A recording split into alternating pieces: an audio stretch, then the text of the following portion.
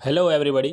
स्वागत है आप सबका एक बार फिर से हमारे YouTube channel study hub education पर, जिस पर हम आपको सभी नौकरी भर्ती से जुड़ी और सभी एग्जामों के क्वेश्चनों के रिव्यू तुरंत से तुरंत उपलब्ध करवाते हैं। तो दोस्तों, आज डेट है 7 मई 2026 और आज आपका अंडर ग्रेजुएट NTPC का एग्ज़ाम हो चुका है।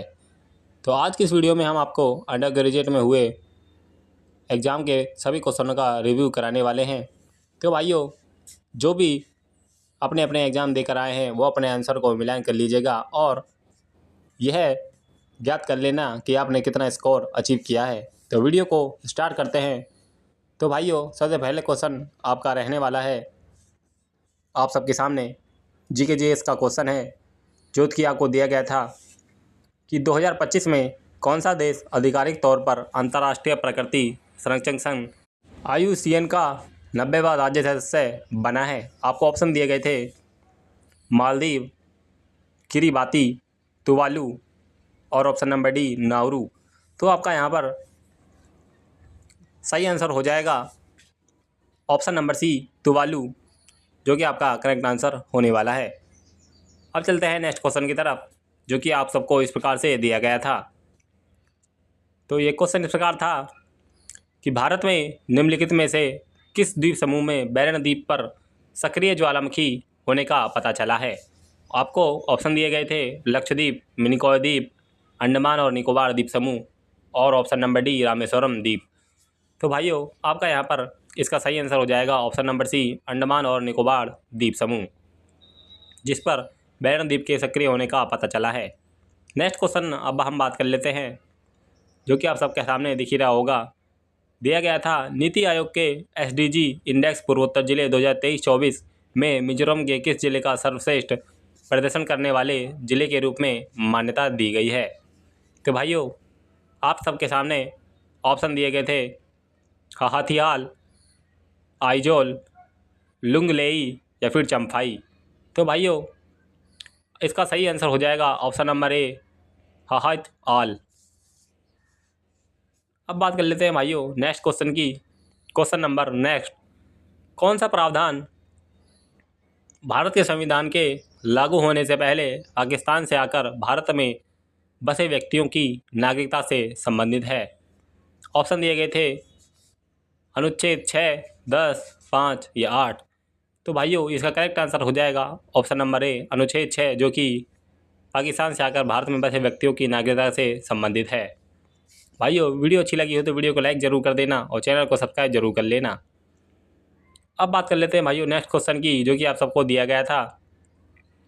पृथ्वी के घूर्णन के कारण उत्पन्न होने वाला निम्नलिखित में से कौन सा आभासी बल उत्तरी गोलार्ध में पवनों के दाईं ओर, दक्षिणी गोलार्ध में पवनों को बाईं ओर विक्षेपित करता है।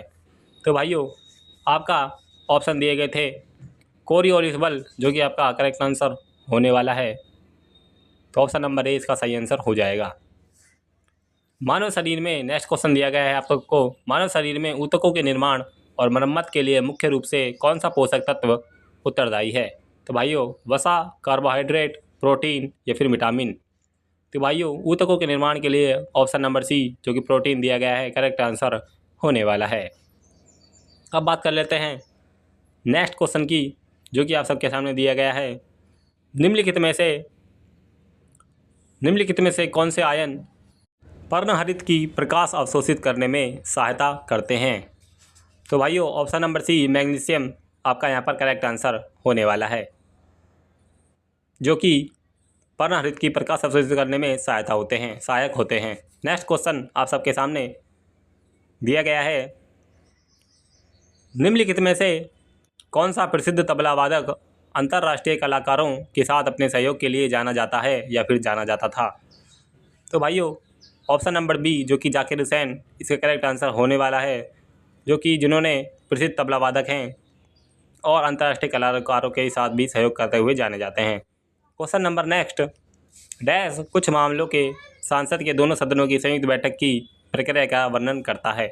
तो कौन सा अनुच्छेद पूछा गया है जो कि वर्णन करता है। तो भाइयों, ऑप्शन नंबर डी अनुच्छेद 108, जो कि दोनों सदनों की संयुक्त बैठक जॉइंट सेटिंग के बारे में बात करता है, करेक्ट आंसर हो जाएगा ऑप्शन नंबर डी। बात कर लेते हैं नेक्स्ट क्वेश्चन की, किस जिले में निम्नलिखित में से किस न्यायालय को सर्वोच्च न्यायिक प्राधिकरण माना जाता है? तो भाइयों, किस न्यायालय को सर्वोच्च न्यायिक प्राधिकरण माना जाता है? इसका करेक्ट आंसर हो जाएगा ऑप्शन नंबर सी, जिला न्यायालय, जो कि जिले में सर्वोच्च माना जाता है। अब बात कर लेते हैं नेक्स्ट क्वेश्चन की। क्वेश्चन नंबर नेक्स्ट, 1838 से लेकर 1848 के फराजी आंदोलन के दौरान बंगाल में ब्रिटिश सरकार के विरुद्ध पहले करबंदी आंदोलन का संयुक्त नेतृत्व किसने किया था? तो भाइयों, पहले करबंदी आंदोलन का संयुक्त नेतृत्व किसने किया था? इसका करेक्ट आंसर है शरीयतुल्लाह खान और दादू मियाँ। तो ऑप्शन नंबर बी आपका करेक्ट आंसर हो जाएगा।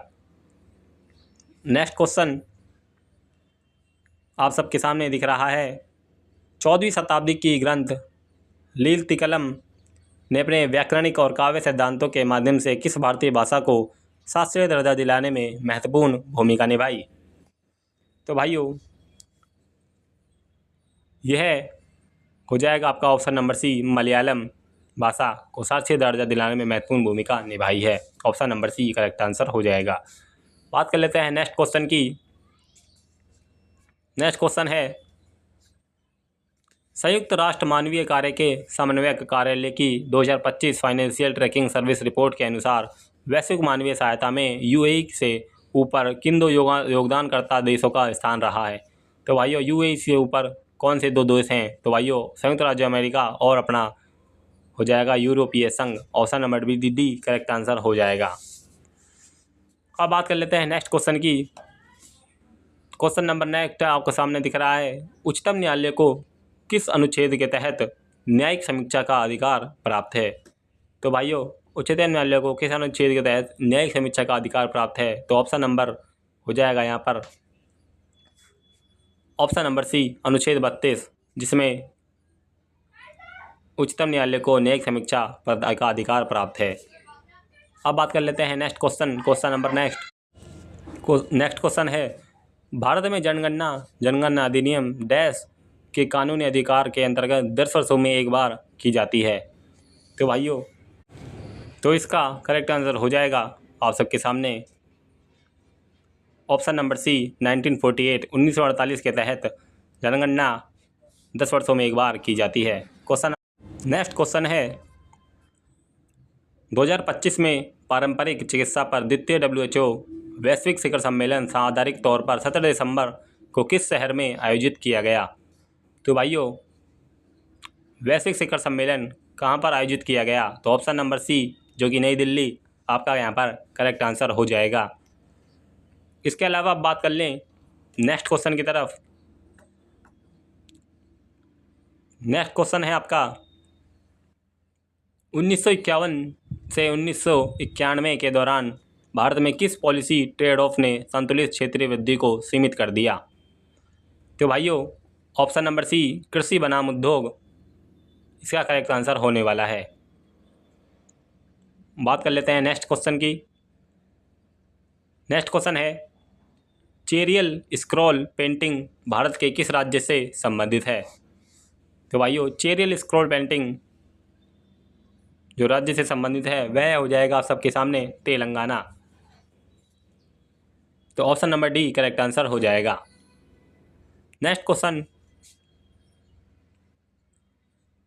लोकसभा या राज्य विधानसभा के प्रत्येक आम चुनाव से पहले राष्ट्रपति किसके साथ परामर्श करने के पश्चात क्षेत्रीय आयुक्तों की नियुक्ति कर सकते हैं? तो भाइयों, निर्वाचन आयोग के पश्चात ही आयुक्तों की नियुक्ति की जाती है। तो ऑप्शन नंबर बी यहाँ पर आपका करेक्ट आंसर हो जाएगा। अब बात कर लेते हैं नेक्स्ट क्वेश्चन की। नेक्स्ट क्वेश्चन है, निम्नलिखित में से किस राज्य में बोरो कचार्जी द्वारा अप्रैल महीने में बैसागु उत्सव मनाया जाता है? तो ऑप्शन नंबर हो जाएगा आपका ऑप्शन नंबर बी, असम, जिसमें बोरो कचारीज जो उत्सव मनाया जाता है। तो option number B correct answer हो जाएगा। Next question